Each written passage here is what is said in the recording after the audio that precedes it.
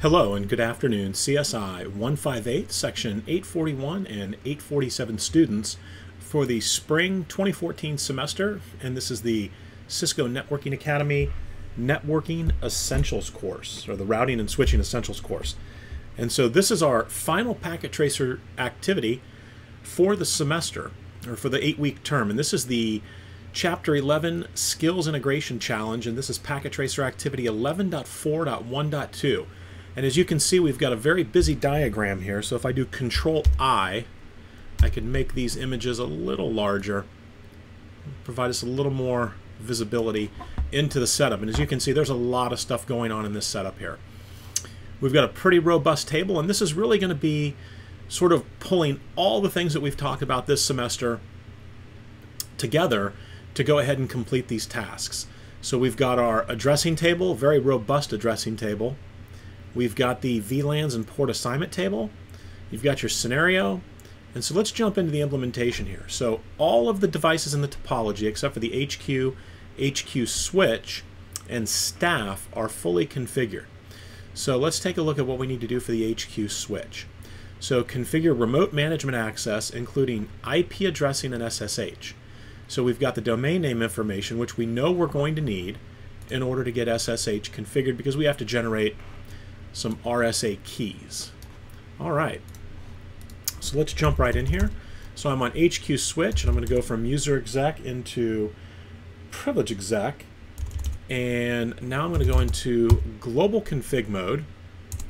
And the first thing I want to do is I'm going to go ahead and I'm going to assign a domain name. So IP domain-name, and we're going to call it cisco.com. All right.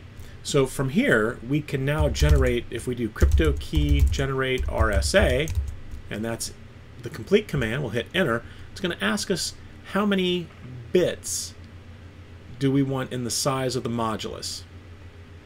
Or I should say, what do we want the size of the modulus to be? And so according to the implementation plan, it needs to be 1024. So we'll do 1024, and we'll hit enter, and it's generated that key for us. So we need to be using SSH version 2, so that would be IP SSH. If I do a question mark, you can see we've got authentication retries, timeout, and version. So we're going to do version, and there are only 2 versions. Now there are well-known exploits for version 1, so you definitely want to make sure you're choosing IP SSH version 2. All right, so we've chosen version 2, and so then IP SSH and the authentication attempts. Right, so we want 2 authentication attempts, and then we're going to go ahead and do IP SSH, and it's going to be the timeout value, and that's going to be in seconds, and so we'll do 60 because that's what it's asking for. All right, so clear text passwords should be encrypted, so we know that that's the service password encryption feature. Right, we need to create a username, so we're going to do user is admin, and password, and we're going to put it in plain text, is going to be let me in. All right, so as you can see down here in the right hand corner, we've actually done quite a bit of configuration. However, we've only got 6 points, so this is a pretty large PacketTracer activity, and so the value for each of the steps is much less than it normally is. And so right now we've got all 6 points. So we've encrypted clear text passwords. And so let's go ahead and configure the VTY lines, lines 0 through 15, and we're going to do the transport input SSH so that it only accepts SSH connections across the VTY lines as opposed to Telnet, and then we're going to do login local, right? Because we want to make sure that the username that we just created, admin, is going to be used to access this switch across the VTY lines. All right, so the domain name is good. We've got the user created. The RSA key has been created. We've got SSH version 2, and we've encrypted the passwords. We've also secured the VTY lines. So let's configure, name, and assign VLANs. So it says ports should be manually configured as access ports. So first let's scoot over here. So here are the different VLANs, right? VLAN 15, 30, 45, and 60 with the respective subnets. Now the names of those VLANs, we're going to scroll back up, and here are the port assignments as well as the VLAN number and the name. And so from here, we're going to exit back, go back up to the global config mode. I'm going to type in VLAN 15, name, servers, and then VLAN 30, name, PCs, and then VLAN 45, and that is going to, oops, it'll be name, native, and then VLAN 60 with its name of management. All right, so we've created all of the VLANs and we've named all of the VLANs per the table. What we're going to do now is we're going to put all of these ports that are listed here into the correct VLAN. So let me exit out. So in order to do this, we're going to use interface ranges. So I'll do int range FA 0/11 through 20. And we know that these are going to be switch ports. So switch port mode access, followed by switch port access, and then the VLAN. And for those ports, it'll be VLAN 15. I'm even going to turn spanning tree port fast on, even though that's not being asked for, because we know these are going to be host-facing ports. And then I'm going to do no shut, and we're going to bring all of those ports back up. Now I'm going to have to go back here in a second and shut down all unused ports, but for right now we're going to bring everything up. So let's do int range fast Ethernet 01 up to 010, and we're going to do the same process. So switch port mode access, switch port access VLAN, and for FA01 through FA010, it's going to be VLAN 30. We're going to do a no shut. We'll do a spanning tree port fast. And again, it'll skip the spanning tree states. It'll go directly to the forwarding state. All right, and then we're going to go ahead and do interface range FA. Whoops, I apologize. So I guess we'll go int gig 11, or we'll do the range. We'll do both. So, well, actually, we'll just stick with 11. That's going to be our trunk. So interface gig 11, so we'll do a no shut, and we're going to go ahead and do switch port mode trunk, and then switch port trunk native VLAN 45. And we already did the no shut command, and I'll leave the the port fast command off here because it's going to come up here, and then we're not going to bounce this guy, so we'll leave that without the port fast on there. And so that switch port is ready to go. And let's go ahead now and do interface VLAN 60. And you'll notice that the VLAN is now up, and that's because we're going to be creating an interface for that VLAN. So we'll do no shut, make sure, and then IP address, and we're going to assign an IP address, and this is going to be the management IP. As you can see here, we've got the HQ switch VLAN 60, so our IP should be 10.10.10.146, 255, 255, 255, and let's make sure. You'll notice it doesn't give us the subnet mask here, but if we come over and take a look, we can see that it's a /28, right? And so just as a quick review, for maybe anybody that hasn't seen the previous videos, so the /28, right, is going to be, we're going to go ahead and concede that the first 24 bits, 5, 6, 7, 8, period, 1, 2, 3, 4, 5, 6, 7, 8, period, 1, 2, 3, 4, 5, 6, 7, 8. So we'll say the first 24 bits, right, which is the default for a Class C address, and then typically we have 8, 4, 5, 6, 7, 8, ran together there. So typically we have 8 bits in that final byte, the last octet of the IP address. And so these bits represent network bits, these 8 bits represent host bits. And typically the equation for the number of usable hosts, or the number of assignable host addresses, is 2 to the x, where x is equal to the number of host bits. So for a standard /24 Class C address, That's going to be 254. Now, what happens, let me change my color here real quick. What happens if I decide, you know what, I'm going to borrow that host bit, I'm going to make it a network bit. I'm going to do it to this bit, going from left to right, and this bit here. And we'll do one more to make it a /28. So now, instead of a /24, it's 25, 26, 27, 28. So now we have our /28.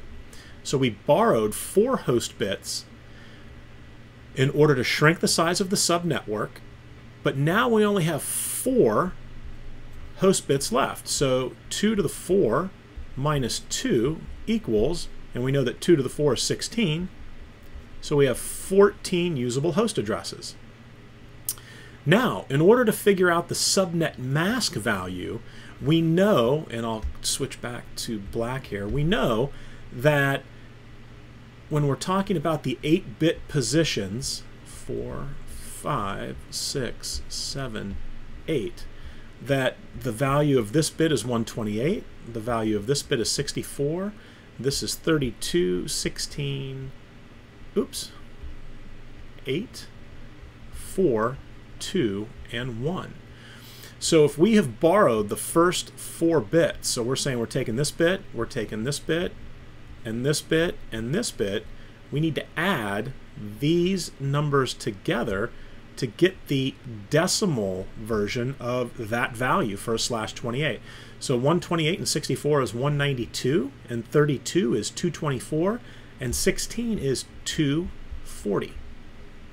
Right? So our subnet mask will be 255.255.255.240. And this will always be true for a /28, that this will be your subnet mask in dotted decimal notation. All right, so let's go ahead and transition back. So 255.255.255.240. And let's make sure that that takes. And we've got that in there. We actually got the 2 points for it. And so we're good there. So let me slide this back over here. Let's scroll down a little bit and see what we've got.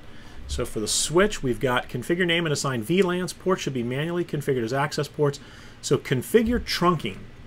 So we know that gig 11 is going to be our trunk link. This link right here, because we're going to be doing router on a stick, and I read ahead a little bit.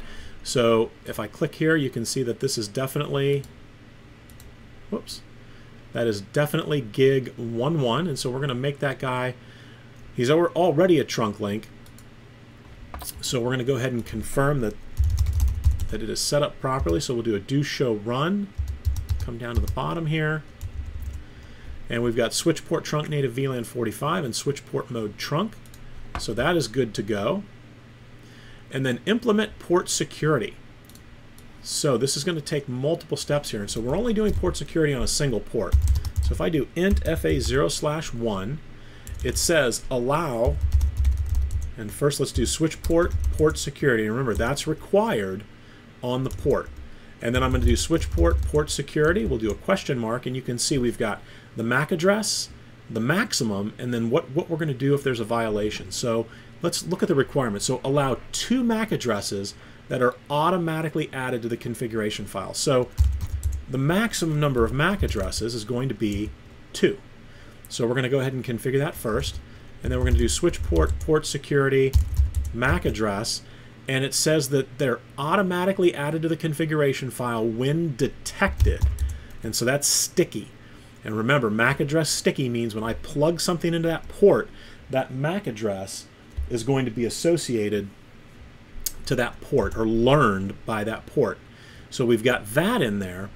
It says, finally, the port should not be disabled, but a syslog message should be captured. So we know we don't want to shut it down, right? So we'll look at the violation options: protect, restrict, and shut down. So from reading the requirement, it says that the port should not be disabled. So we know that that eliminates shutdown. However, a syslog message should be captured if a violation occurs. And that's one of the minor differences between protect and restrict, where restrict will generate that syslog message. where protect will not. And so we'll do restrict, and let's see if we get the point. We certainly did. All right, so we've configured FA01 with port security, 2 MAC addresses maximum with MAC address sticky, so that they're automatically added to the configuration, automatically detected as well by the switch. And the port should not be disabled. So we know that between protect, restrict, and shutdown, which are the 3 modes for port security that we're talking about, that we are not going to shut it down. We're not going to use protect because we need that syslog message. So we're going to do restrict. Now, here's what I had alluded to earlier. It says disable all other unused ports. And so let's go ahead and do that. So we know, if we're looking at the switch, that there are only 3 ports on the switch that are being used.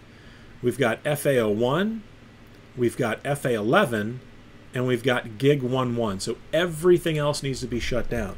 So let's go ahead and do int range FA0/2 up to 10, and we'll do shut. And then we're going to do int range FA0/12 all the way up to 24. We're going to shut those down, and then we're going to go int gi1/2, and we're going to shut him down as well.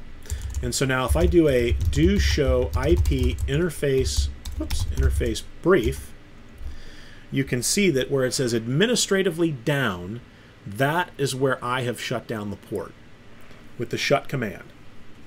So port FA01 is up. As you can see, FA11 is up, and then gig11, which is down right now, and that's okay. We haven't configured the router, the HQ router yet, but as you can see, it is not administratively down. And other than that, all the other interfaces have been taken care of. Okay, so one of the things that we're also probably going to want to do, and let me see here, I don't see an IP default gateway. So we've created a management IP. So we're also going to need to ensure that we have a default gateway for that management IP. And remember, the command IP default gateway, this is for management traffic. This is not a command that you would use to set the default gateway from a routing perspective for data traffic, right? So this is for control plane traffic that's being generated by the switch. And again, in previous videos, when we talk about this IP default gateway command, I make it very clear that this is not to be used as a default gateway for the VLANs that we have listed here, right? We're using it for the management VLAN, which is going to be VLAN 45. Okay, so the IP default gateway, we know we've got a /28, and the network ID is 128. So if I were to scroll back up over here, you can see that on the switch, they don't give us the subnet mask. We don't get much information. However, if I look at the sub interface for VLAN 45, I can see what the IP address on the sub interface on that router will be, and that is going to be my default gateway. So we're going to use 10.10.129 as our IP default gateway. And it doesn't explicitly tell you to add that in there, but we're definitely going to need it. So let me go ahead and do a write mem. It looks like we're all done with the switch, but let's do a quick level set here. Let's check our results and see what we've got in terms of the switch, which is down here at the bottom. All right, so the HQ switch, so it does ask for a default gateway. It looks like we might have an issue here, so we may have to go back and check. All right, so fast Ethernet 0, so DHCP client enable and the subnet mask.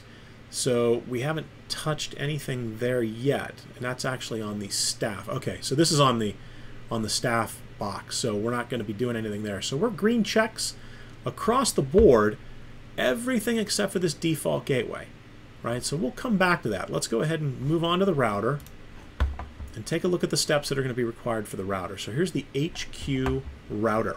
So configure inter-VLAN routing. So let's go ahead and pull this guy up. I want to make sure we can see those IP addresses for those VLANs there. So we're on the router now. So we went from user exec to privilege exec. Now we're going to go into global config. First I'm going to go into the top level interface, which is gigabit Ethernet 00, and we're going to do a no shut. I'm going to bring that interface up. So now I'm going to do gig 00 dot, and remember the sub interface, it doesn't have to be, but should be, in order to troubleshoot better and to be more effective when you're going back to look at things, and also so that things make sense. You want to make sure that that .15 corresponds to the VLAN number wherever possible. So int gi0/0/15.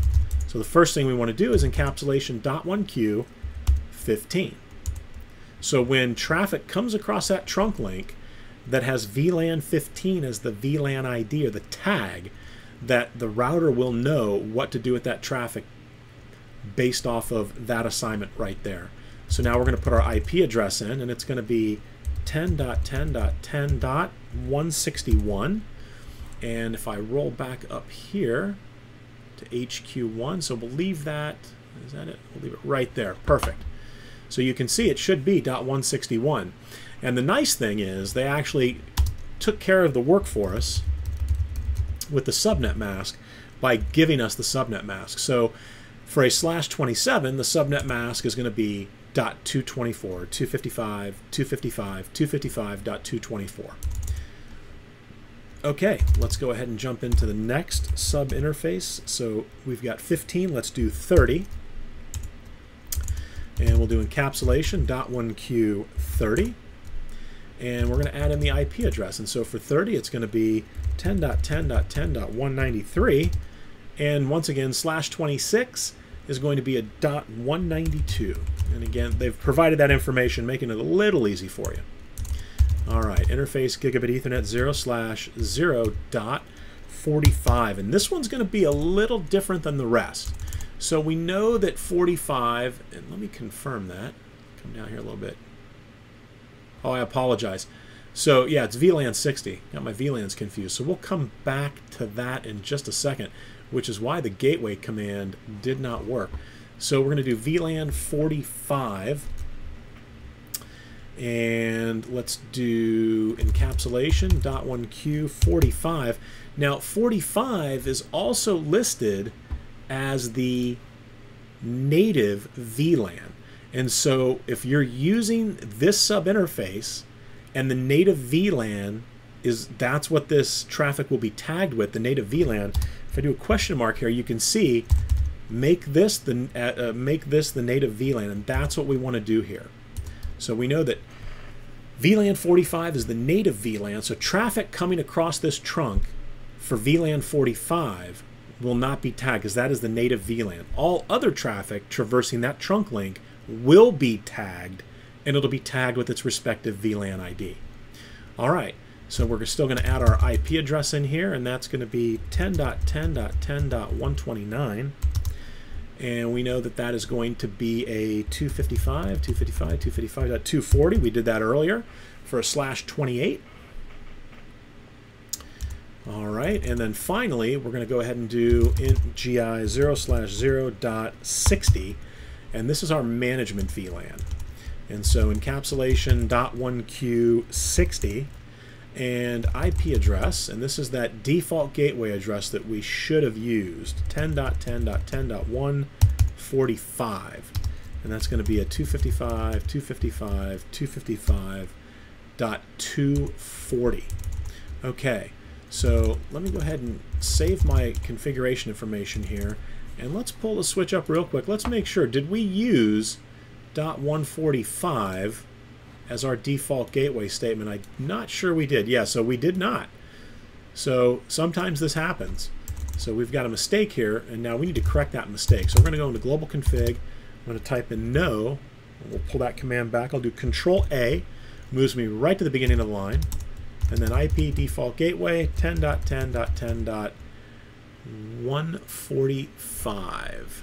Let's make sure that that's correct before I hit enter. Yep, .145. So when I hit enter here, we have 44 completion points, and that should get us at least an additional completion point. And there you go. All right, so I'll type in and write mem. So we're done with the switch now. So let's come back over here to the router because we still have quite a bit to do. All right, so where are we? Let's click over here. So I've configured inner VLAN routing. Now configure DHCP services for VLAN 30. And it says use LAN as the case-sensitive name for the pool. And let's go ahead and knock that out. So we're going to do global config mode, IP DHCP pool, and then if I do a question mark, we just need the name, and the name is simply LAN. All right. So now we're into the sub-configuration mode, where we've got the default router, the DNS server, network statement, and so on. So we're going to go ahead and create a DHCP pool for VLAN 30. And let me slide over here, and we can see the addressing information for VLAN 30. So I'm going to go ahead and say default router, because we know what that address is going to be. That's going to be 10.10.10.193. So that's our default router address. Oop. 192 should be 193. And then we're going to go ahead and we're going to add in a network statement here. Now you'll notice it's not asking us to exclude any IP addresses from that VLAN. So all of the IPs in VLAN 30 are in play.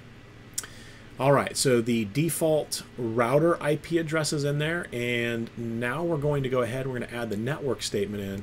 So it's going to be network,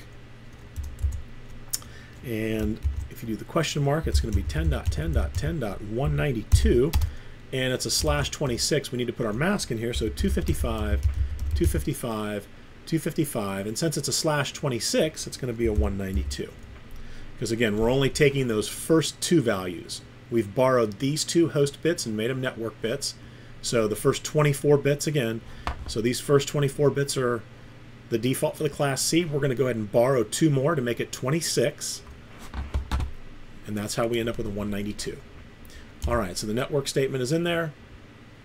And let's see what else they're asking for that DHCP setup. So that's pretty much it. And we've got the default router. There's no DNS server, so we're good. So we'll go ahead and we're going to exit out one level back up to global config mode. So now it says implement routing. So use OSPF process ID 1, and our router ID is going to be 1.1.1.1. And so we just did those steps there. So it says configure one network statement for the entire 10.10.10.0/24 address space. So network 10.10.10.0, and remember with OSPF it's a wildcard mask, so it'll be 0.0.0.255, and we're going to be in area 0. All right, so we configured one network, we have one statement, and as you can see there, the adjacencies have been established in OSPF between the routers on serial 000 and 001, and those are internal networks to us. So OSPF is up and operational there. It says disable interfaces that should not send OSPF messages. And so we don't want OSPF being sent here, right on our gig. Let's confirm what this is here. Whoops. On the gig 00 interface, we definitely don't want OSPF being sent down to the switch. And there aren't any hosts that depend upon it. And then also serial 010, because that's going out to the internet. And we don't have an adjacency established here with the internet. So we're going to put the passive interface on. Passive interface, gigabit Ethernet 00, and then passive interface, serial 010.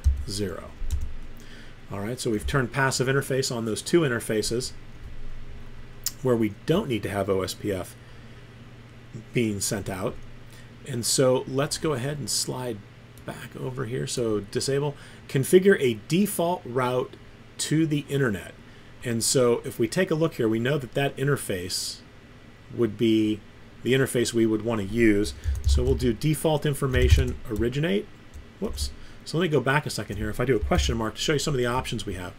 So control distribution of default information. So default information, if I do a question mark, you can see originate. It says distribute a default route. Any other options? So that's it. So we're going to go ahead and distribute a default route, and that default route is going to be set here. So, and again, the statement to create the default route is IP route, and then you use the all quad zeros, and then a space, and then quad zeros. And I'm going to go ahead and put in the interface that I want that default route to use. And as you can see, we just picked up 2 additional points there, so we've got that set up properly. All right, let's see if there's anything else here.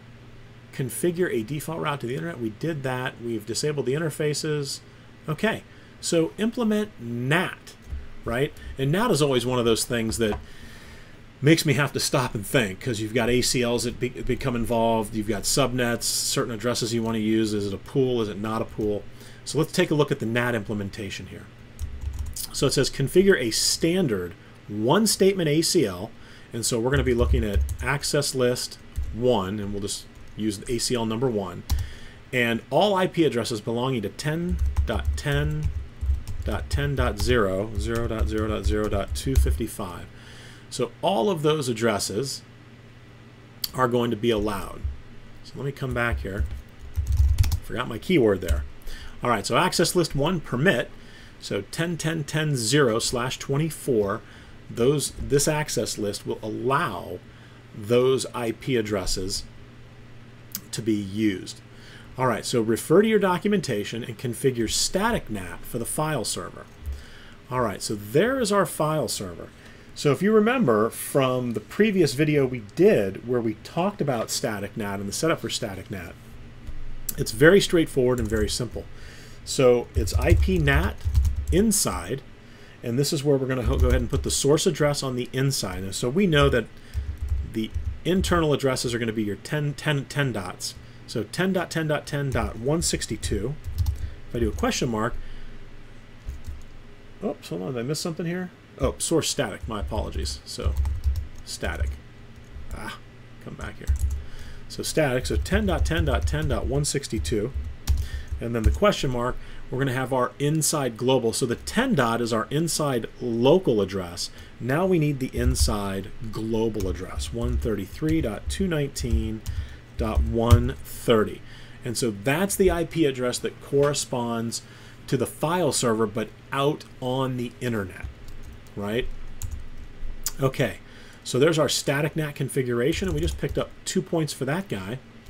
So let's slide over here a little bit. It says configure dynamic NAT with PAT using a pool name of your choice, a /30 mask, and these 2 public addresses.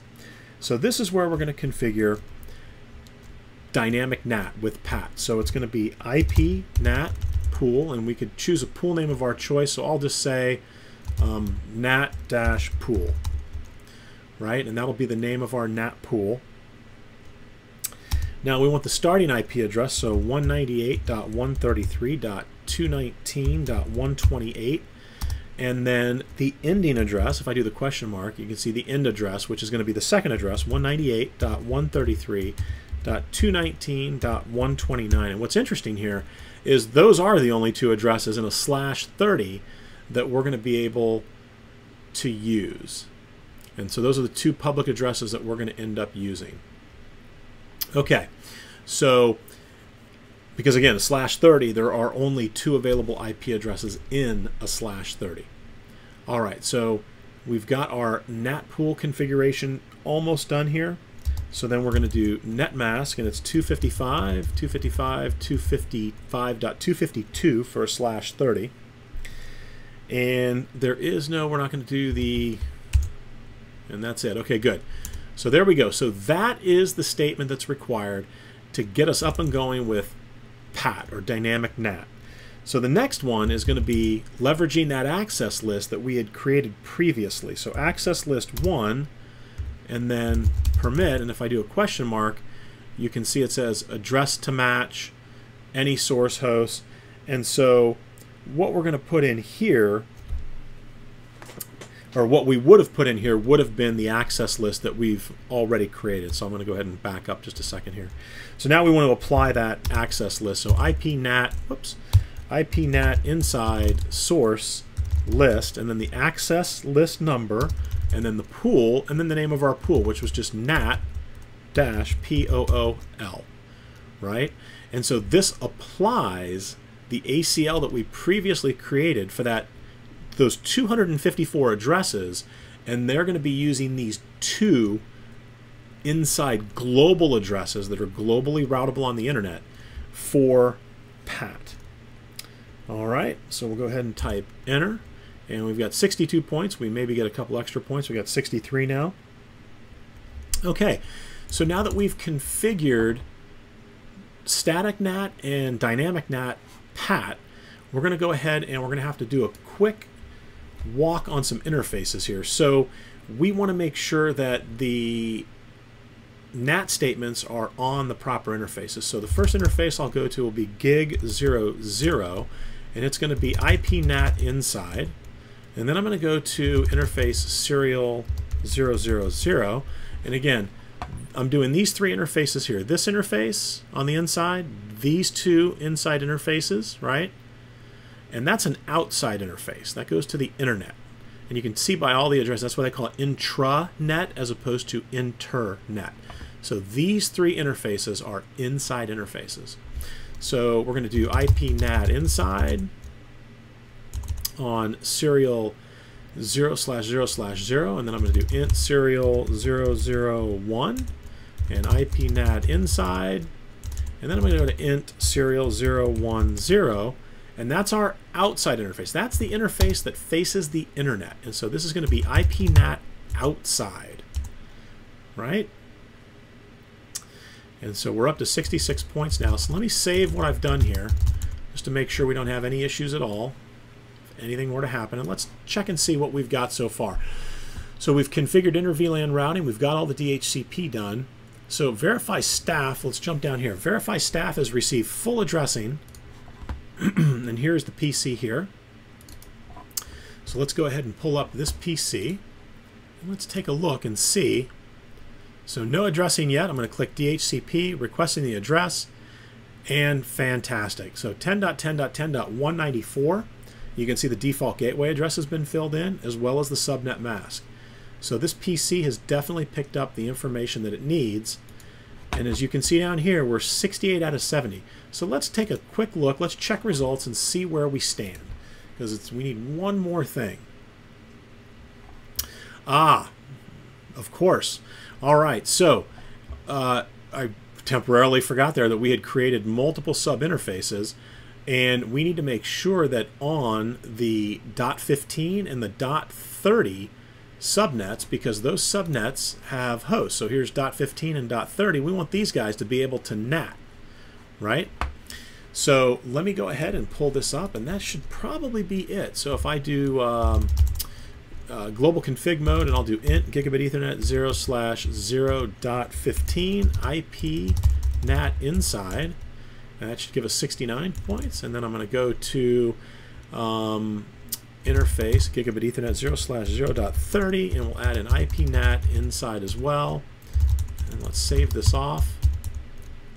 All right, so 70 out of 70. So we're looking good. Now let's do a verification. Let's see if I can hit the web server here from staff. So I should be able to get out and get to that web server. So the web server is 64.150.100. I'm sorry, 64.100.150.1. And we'll click go. And we've got nothing. Server reset connection, so it's not working. So, oops, let me see if I can ping it. So can I ping the PC? So or can I ping the web server? So 64.100.150.1. All right, so I can ping it, but I was unable to view the web page. So let's see what happens if I'm at the file server. Can I get out to that web server? So 64.100.1, oh, I'm sorry, 150.10. I apologize. So the web server is up. I saw that as a 1. So the web server is working, so I can almost guarantee that if I get the right IP typed in here, which is going to be 64.100.150.10, all right, we've got success. And let's see, from the outside host, can I ping the file server? So the outside IP is 198 133.119.130. And that's fantastic. So what I'm doing is the outside host is sending a ping packet across the internet to the HQ router, and this is where we have that IPNet outside statement. And so this router's receiving that packet, and it's doing the translation saying, hey, I've got traffic that with a destination IP of 198.133.219.130, I probably have a translation, or I might have a translation for an internal host. And it just so happens that that translation goes to 10.10.10.162. So I'll close this down, and let's run some of these check commands here. Let me go to the bottom and see if they show you any. They don't, but if you do a show IP NAT and do a question mark, you can see there's some statistics that you can look at, right? You can see the NAT pool, the starting IP, the ending IP, and how many are allocated. So one IP has been allocated, but if I do a show NAT or show IP NAT translations, you can see that we have multiple entries here, TCP entries, and they're originating. This is the inside global address, right? So the publicly routable IP, and this is the inside local address. Here's the outside local address and the outside global address. So you can see that we've got NAT request, and these are the random high ports. I apologize, where are we at? 130? Yeah, so, and I'm sorry, here's your random high port, right? So there's your random high ports above 1024, and that is your source port, and the destination when we're going to the web server is port 80. Right, and so you can see we've been generating a lot of traffic to port 80. So let's see what happens if I try to ping the web server at 64.100.150.10. And let's see if from the router am I able to ping out to the web server. Now this may or may not work. Excuse me. So it doesn't look like it's working. I'm going to try to generate some other traffic here. Let me see if we can get ping. Oh, we just have the ping up there. .10. All right. So now I just pinged the web server. Let's see if the NAT translations show that traffic. And sure enough, it does. There's that ICMP traffic right there. Right? So whereas before this was not listed, it now is listed, showing that we're pinging going out to the web server. And so this is a great way to check to see not only is NAT working for you, but what exactly is NAT doing. And again, you can see the random high source port, which will be above 1024, and we kicked right in here to 1025, and the destination port, which is port 80. And so if I were to, let me see if this works. So if I were to telnet, I'm not sure if this will work, but we'll give it a try. It's 64.100.150.10. And then if I put a number here, it's a port number. So what if I was trying to go to port 443? And it says it's open. And now let me see if we see that connection. Outstanding. And we do. Right? And so there's that connection. I just initiated that, as you can see.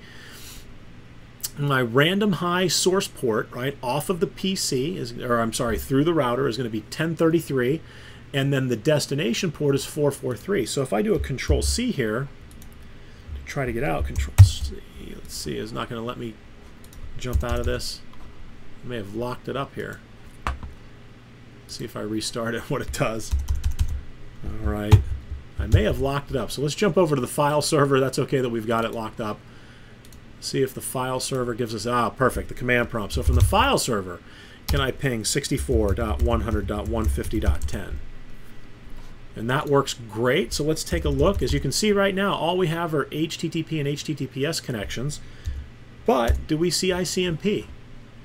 And now we do see the ICMP. And you can see that it's coming from 10.10.10.162, right? And it doesn't actually give you the port number here on the pings on the ICMP packets. It's actually giving us the, what's the word I'm looking for? The sequence number, or the number of times it is pinged, right? So the sequence number. So that was the first ping, the second ping, the third ping, the fourth ping. So down here we've got the connection still for the web server. So this is a fantastic way to check to see what information your NAT server actually sees and what's going through that router. So let me do one more. Let's see if I can do, let's try to telnet to 64.100.150.10, and let's see if I can go to telnet. It says connection refused by remote host. Do we see anything, any activity for 23? We do. And here it is right here. And that's where we just tried to telnet through, but the connection was refused. But we still see a translation for that because it was refused here at the web server. It had to go through the HQ router, and that is where the translation table is being maintained. Okay, so this wraps up our semester, and this was your final skills integration challenge, PacketTracer Activity 11.4.1.2. I hope to see all of you in the fall for the third course and the continuation of the Cisco Networking Academy curriculum headed towards your CCNA. All right, have a great summer, and I look forward to seeing you all in August.